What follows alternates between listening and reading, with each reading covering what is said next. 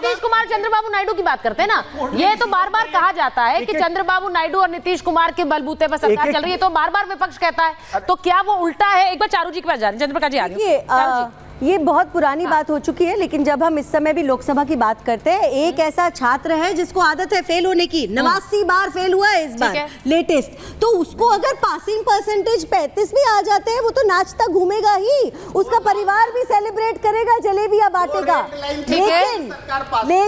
लेकिन जिसको हमेशा 100 में से 100 अंक लाने की आदत होती है, वो 99 में भी ये सोचता है मैं बेहतर कर सकता था। ये तो 24 के चुनाव की लोकसभा की बात हो गई। अच्छा, उससे अगर हम एक कदम आगे बढ़ते हैं, सुचारिता जी, केवल यहाँ पर ये बात नहीं है कि किसी ने चुनाव जीता, यहाँ पर बात ये है डिलीवरी क्या हुई। इस साल की मैं आपको कुछ मेजर डिलीवरीज बताती हूँ जो इस सरकार के द्वारा हुई। 25 करोड़ लोग गरीबी रेखा के ऊपर आ गए, ये बहुत बड़ा। उसके बाद दूसरा मैं बताती हूँ, हर साल हम लोग जिस तरीके से आयुष्मान भारत के लिए काम करते हैं, हम बाकी योजनाओं में काम करते हैं, हेल्थ केयर की बात है, 27 किलोमीटर सड़क बनती है हर दिन प्रतिदिन। इस साल भी हमारा देश 5वीं सबसे बड़ी अर्थव्यवस्था विश्व की बनी रह गया, 4 ट्रिलियन की हमारी इकोनॉमी हो गई। बहुत जल्दी हम चौथे नंबर पे पहुंचने वाले हैं। ये अचीवमेंट्स है। अगर हम लोग आदित्य 1 को अपने सोलर मिशन के लिए यहाँ से लॉन्च कर पाते हैं, ये अचीवमेंट है इस सरकार की। अटल सेतु हमारे देश का सबसे बड़ा सी ब्रिज है, ये अचीवमेंट है इस सरकार की, इसीलिए वोट मिलते हैं। आप जो ये करते रहते हैं ना कि हाँ, वो कह रहे हैं, देखिए अभी उन्होंने नीतीश कुमार का नाम लिया, धर्मेंद्र जी के पास जा रही हूँ। धर्मेंद्र जी ने सीधे सीधे कहा कि नीतीश कुमार के बारे में बताइए, क्योंकि उन्हें अभी भी ये भरोसा है कि नीतीश कुमार आपके पैरों के नीचे से कारपेट खींच देंगे, यही भरोसा है ना। जब देश में युवा रोजगार मांगते हैं, उन्हें लाठी मिलती है। बिहार को किसने नहीं देखा, बीपीपीएससी के छात्रों को इस सर्दी में आप ठंडे पानी डलवा रहे हो। ये आपकी उपलब्धि हो सकती है, देश की 5वीं इकोनॉमी हो सकती है, और विश्व में आपका डंका इससे बच सकता है। इलाहाबाद में भी वही काम किया।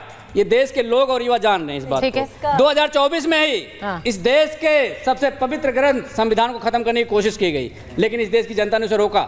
ये भी याद किया जाएगा। अब ये वाला देखिए धर्मेंद्र जी नहीं, अब ये वाला जो आप बोल रहे हैं ना, ये वाला जो आप बोल रहे हैं संविधान खत्म करने की, नहीं ये कैसे हुआ? इस पर कितनी चर्चाएं होंगी, कितनी चर्चाएं होंगी भाई। भारतीय जनता पार्टी के सांसद लल्लू सिंह ने क्यों बोला?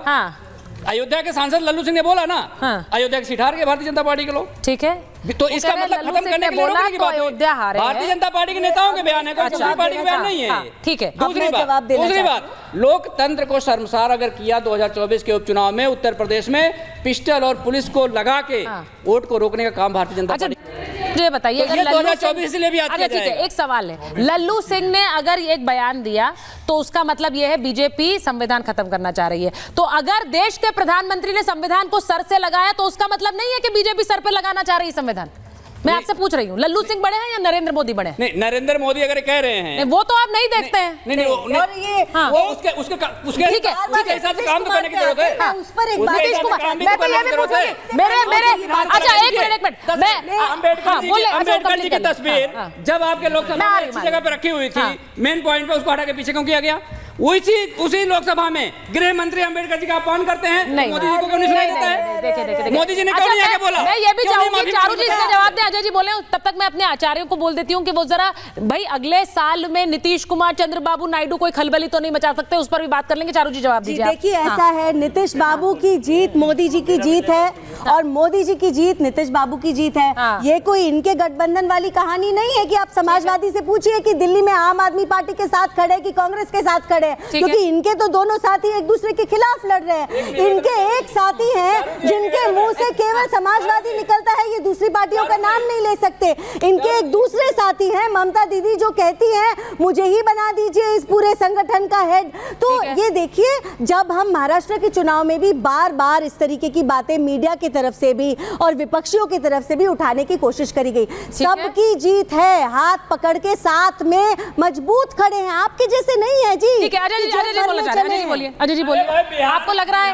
मुख्यमंत्री का चेहरा पूछा जा रहा है, ठीक है। भारतीय जनता पार्टी के नेता कह रहे हैं कि मुख्यमंत्री का चेहरा हम तय करेंगे। जेडीयू के लोग कह रहे हैं मुख्यमंत्री हमारे नीतीश ही होंगे। बिहार चुनाव भी मुझसे। अच्छा, अभी बिहार में मुझे लगता है दिल्ली में फोकस करें, दिल्ली में बहुत मसाला है अभी, तो दिल्ली में बहुत मसाला है।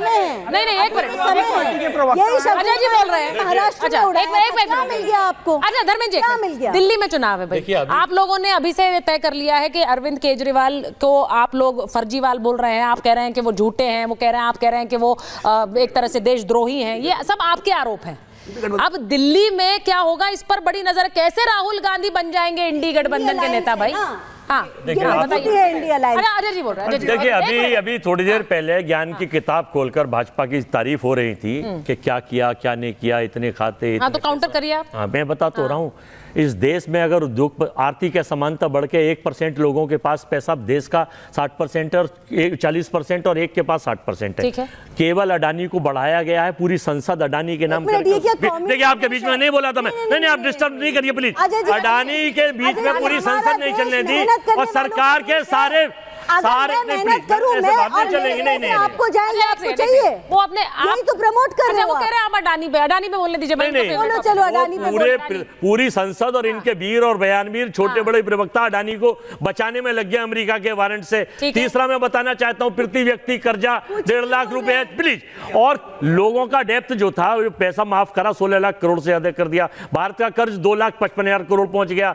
वर्ल्ड हैप्पीनेस इंडेक्स में हंसी, अरे प्लीज हंसी खुशी खत्म हो गई। ये यहाँ बैठ के झूठे आंकड़े करके, और सुनिए चंदा लो धंधा देने वाली इस पार्टी के लोगों ने और अमित शाह जी ने जो अपमान बाबा साहब का जो SC और OBC के लोगों का अपमान किया, तो 24 में देश के लोग भूलेंगे नहीं। स्पेसिफिक देखिए टॉपिक स्पेसिफिक बात करें। देश में भूलेंगे नहीं कि किस तरह से इन्होंने OBC और शेड्यूल कास्ट के लोगों को अपमानित करने का नहीं भूलेंगे, पूरे देश में किया है। ठीक है, ये मानसिक विरोधी है, ये SC और OBC जातिवाद का ढिंढोरा पीटा, आचार्य जी के पास जा रहे हैं। ये केवल पूंजीपतियों की पार्टी है। अरे राहुल गांधी ये चंदा लो धंधा देने वाली पार्टी है। आचार्य जी सुनिए, मैं जरा भविष्यवाणी पर जाना चाहती हूँ। अजय जी 1 मिनट रुक जाइए। सुन लीजिए आचार्य जी मुझे ये बताइए, अब बार अभी जब बात हो रही है नीतीश कुमार की, ये सरकार है 4 अजय जी आप रुकिए ना, आप मेरा शो डिनाई कर देते हैं। मैं एक बार उनके पास जाऊं और NDA आपको अपना मंच अलग से खोलना है क्या? अजय जी अलग मंच खोलना है तो ऐसे तो खराब कर रहे हैं। दूसरा माइक लाइए, कैमरा लगा के नहीं यहाँ बिठा दीजिए। बाकी कोई इतना खराब नहीं फील करता है भाई। आचार्य जी मुझे बताइए, नीतीश कुमार, चंद्रबाबू नायडू 2025 में कोई धमाका कर सकते हैं बीजेपी के लिए, क्या ऐसा लग रहा है? 1 मिनट अजय जी, ये क्या कर रहे हैं प्लीज मुझे ज्योतिषों पर कैमरा रखिए, मुझे ज्योतिष भविष्यवाणी दिखानी है। ठीक है, जैसा है वैसा ही नजर आएगा। ज्योतिष भविष्यवाणी मुझे चाहिए। 2000 बदलते रहिए। आपके पर तो कैमरा भी नहीं है, क्यों चिल्ला रहे हो? ठीक है, जो आप आचार्य जी, नहीं Ajay ji spoiling the show, I have to stop please. देखिए ज्योतिष गणनाओं के अनुसार से मैंने इस वक्त प्रश्न देखा, प्रश्न के अनुसार से आपने जो प्रश्न किया था, मिथुन लग्न आई है इस वक्त, मिथुन लग्न के अंदर थाली के बैगन वाली स्थिति है। ये बिल्कुल निश्चित तौर पे दोनों के दोनों जो प्यादे हैं बहुत जबरदस्त तरीके से नरेंद्र मोदी जी को परेशान करने वाले हैं